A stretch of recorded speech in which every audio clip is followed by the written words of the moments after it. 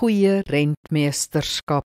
1 Timoteus 6 verse 18 en 19 sê, spoor hulle aan om goed te doen, om ryk te wees in goeie dade, vrygewig en mededeelsaam. So vergader hulle vir hulle 'n skat as 'n goeie belegging vir die toekoms, sodat hulle die ware lewe sal verkry.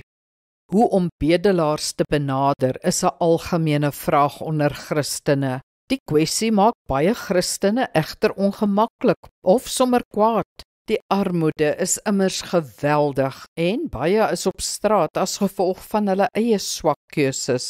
Die regte vertrekpunt is nie om dadelik praktiese reëls of riglyne neer te lê nie. Nee, dis om eers die basiese beginsels neer te lê wat tot wyse besluite sal lei.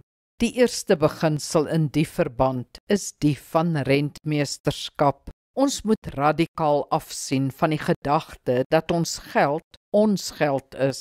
Ons is rentmeesters van die Here se geld. Ons gee nie soos ons wil gee nie, maar soos hy wil gee. Ons mag nie suinig wees met sy geld nie, maar ons mag dit ook nie mors nie. Ons moet dus die Here se wil soek in ons spandering en daaraan gehoorsaam wees. Dis die regte vertrekpunt.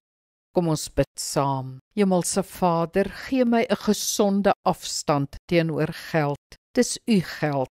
Geld is nie my redding, sekuriteit, toekoms of geluk nie. U is. Maak my gewillig om u geld wyslik te spandeer, ook weg te gee, veral as u sê ek moet gee, sodat ek nie in die pad van u genade aan ander staan nie. Amen. Die Here seën jou.